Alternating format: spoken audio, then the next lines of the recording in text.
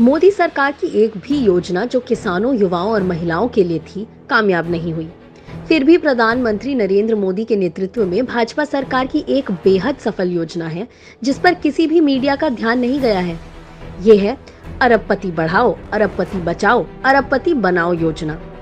नोटबंदी, GST, Rafale, RBI से पैसा लेना, पीएसयू की बिक्री, रेलवे का निजीकरण, अमीरों का कर्ज माफ, पीएम केयर फंड, आत्मनिर्भर Bharat, make in India, skill India, कृषि बिल, श्रम कानून, जन धन योजना, काला धन वापस आएगा, घपलेबाज अंदर जाएगा, हर साल 2 करोड़ नौकरियां मिलेंगी, सबके खाते में 15 लाख आएगा।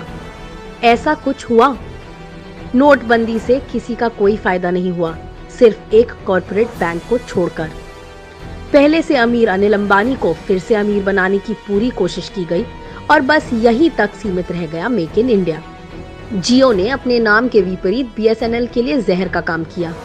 मुकेश अंबानी 2014 में फोर्ब्स की सूची में 40वें स्थान पर थे, आज महामारी के दौरान चौथे स्थान पर आ गए हैं।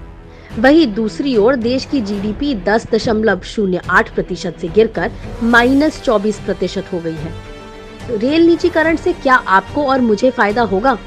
टिकट की कीमतें भी अब प्राइवेट कंपनियां तय करेंगी। आत्मनिर्भर भारत तो सिर्फ देश के लिए था। मोदी जी खुद उस समय चीन से कर्ज ले रहे थे। डिजिटल इंडिया, स्किल इंडिया नौकरियां पैदा करने वाले थे, लेकिन अप्रैल 2020 में 1,79,00,000 लोग अपनी नौकरियां गंवा चुके हैं। लेकिन जयशाह जी आईपीएल देख रहे हैं, उनकी नौकरी बची हुई है। भारत में ऐसा पहली बार हो रहा है कि किसान सड़कों पर विरोध कर रहे हैं। मध्यम वर्ग पर सरकार पेट्रोल की बढ़ती कीमतों का बोझ डालकर अपनी और अपने दोस्तों की तिजोरी भर रही है। एमएसपी, भूमि अधिग्रहण, कृषि बिल और फसल बीमा योजना से किसानों का नहीं, पूंजीपतियों का फायदा हुआ है। गौतम अडानी आज भारत के दूसरे सबसे अमीर आदमी हैं। 2014 से पहले किसी ने उनका नाम भी सुना था क्या? PM care fund master stroke, middle class से चंदे के नाम पर ले लिया और गरीब को पैदल ही घर भेज दिया।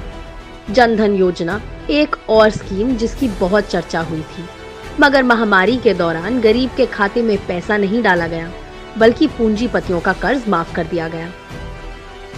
पूंजीपतियों ने भी पूरा साथ दिया और मोदी के कार्यकाल के दौरान राष्ट्रीय दलों को दिए गए कॉर्पोरेट दान का 70% से अधिक हिस्सा भाजपा को गया।